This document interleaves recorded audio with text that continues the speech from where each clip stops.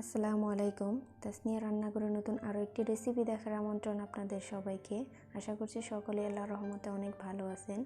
আজ আমি আপনাদের সাথে শেয়ার করব নরম তুলতুলে আলু পরোটা রেসিপি। প্রতিদিন সকালে একঘেয়েমি রুটি পরোটা না বানিয়ে মাঝে মাঝে এই আলু পরোটাটা বানিয়ে নিতে পারেন। দেখবেন বাসার ছোট থেকে বড় সবাই খুব পছন্দ করবে। আর এই পরোটাটা উপরের দিকে থাকবে ক্রিস্পি আর ভিতরের দিকটা আলুর পুরে ভরপুর। গরম গরম খেতে কিন্তু ভীষণই মজার হয়। আশা করছি আমার আজকের রেসিপিটিও আপনাদের কাছে ভালো লাগবে। ভালো লাগলে প্লিজ একটি লাইক দিবেন আর চ্যানেলটি সাবস্ক্রাইব করার অনুরোধ রইল। তো চলুন রেসিপিটি দেখে নিই। রেসিপিটি তৈরি করার জন্য প্রথমে একটা মিক্সিং বলে নিয়ে নিচ্ছি 1 কাপ পরিমাণ ময়দা। আপনারা চাইলে এটা আটা দিয়েও করে নিতে পারেন। দিয়ে দিচ্ছি স্বাদ মতো লবণ আর হাফ চা চামচ চিনি, 1 টেবিল চামচ রান্নার তেল। এখন হাত দিয়ে ভালো করে সবগুলো উপকরণই মিশিয়ে নিব ময়দার সাথে।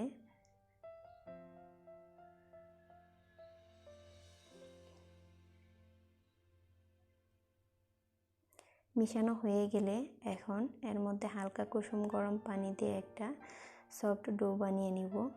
পানিটা আমি একবারে দিব না, অল্প অল্প করে দিয়ে মিশিয়ে নিব।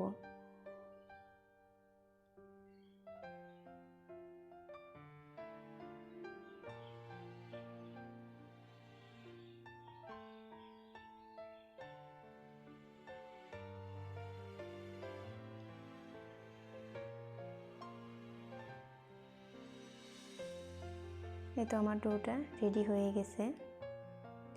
এখন একটা ঢাকনা দিয়ে ঢেকে রেখে দিব 10 মিনিটের জন্য।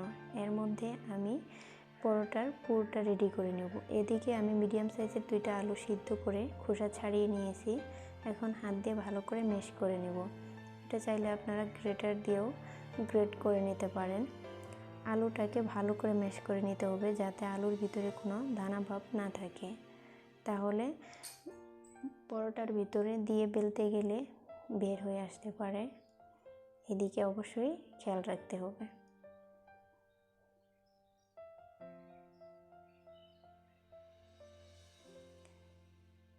এখন এর মধ্যে আমি অন্যান্য উপকরণ অ্যাড করব। দিয়ে দিচ্ছি 1/4 কাপ পেঁয়াজ বেরেস্তা। এখানে আপনারা চাইলে কাঁচা পেঁয়াজটাও দিয়ে দিতে পারেন। দিয়ে দিচ্ছি 2টা কাঁচামরিচ কুচি,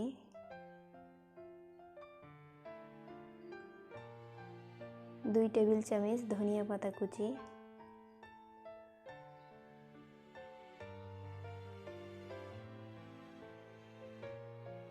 আর দিয়ে দিচ্ছি 1 চা চামচ ম্যাগি মশলা। আপনারা চাইলে এখানে চাট মশলাটাও দিয়ে নিতে পারেন। আর দিয়ে দিচ্ছি 3টা শুকনো মরিচ ভাজা। আপনারা ঝালটা আপনাদের পছন্দ অনুযায়ী দিয়ে দিবেন। দিয়ে দিচ্ছি হাফ চা চামচ লবণ। ম্যাগি মশলাতেও কিন্তু লবণ আছে, তাই লবণটা বুঝে অ্যাড করবেন। দিয়ে দিচ্ছি 1 চা চামচ সরিষার তেল। প্রথমে মরিচটাকে আমি ভেঙে গুঁড়ো করে নিচ্ছি হাত দিয়ে।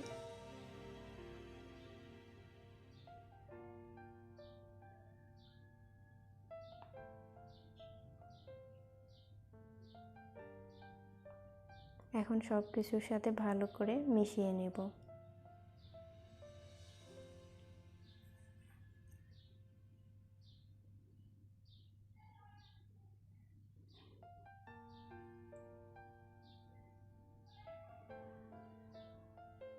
তো মেশানো হয়ে গেছে।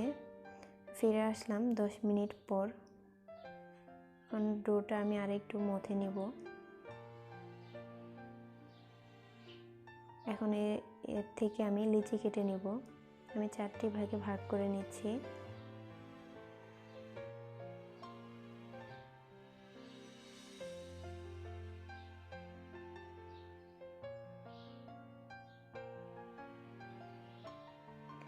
এখন এখান থেকে একটি ভাগ নিয়ে আর 3টা আমি ঢাকনা দিয়ে ঢেকে রেখে দিচ্ছি।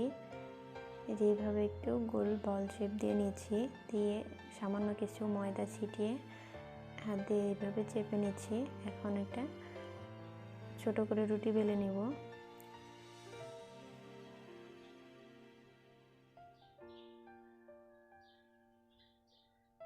এখন ওই আলুর পুরটাও আমি 4 ভাগে ভাগ করে নিয়েছি। ওইখান থেকে 1 ভাগ রুটির ভিতরে দিয়ে রুটিটা এক সাইড থেকে যেভাবে মুড়িয়ে মুড়িয়ে আমি আলুর পুরটা একদম ঢেকে দিচ্ছি। এটা ভালো করে সিল করে দিতে হবে, যাতে করে ভিতর থেকে আলুর পুরটা যেন বের হয়ে না আসে। এখন এইভাবে উল্টিয়ে হাত দিয়ে হালকা হাতে একটু চেপে নিচ্ছি।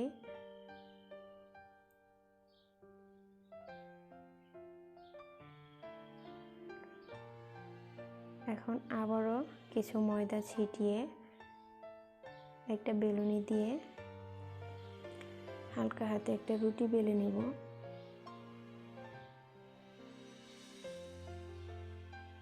এটা বেশি চাপাচাপি করে রুটিটা বানানো যাবে না, খুবই হালকা হাতে এই রুটিটা বানিয়ে নিতে হবে।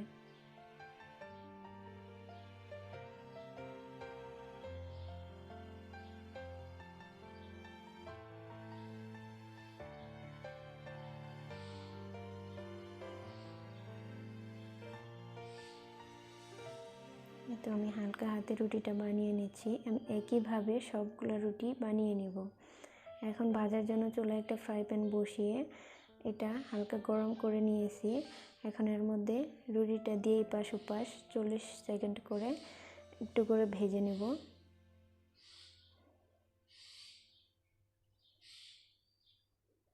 আমার দুই পাশে 40 সেকেন্ড করে ভাজা হয়ে গেছে। এখন এর মধ্যে 2 চা চামচ তেল দিয়ে দিব।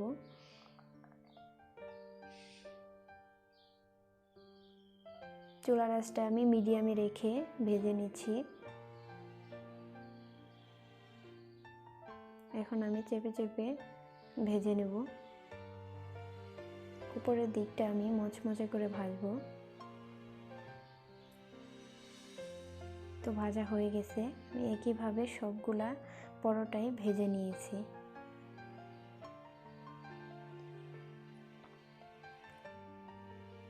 পরোটাগুলো দেখতে যেমন সুন্দর, খেতেও কিন্তু ভীষণ মজার, নরম তুলতুলে, একদম ভিতরে আলুর পুরে ভরপুর।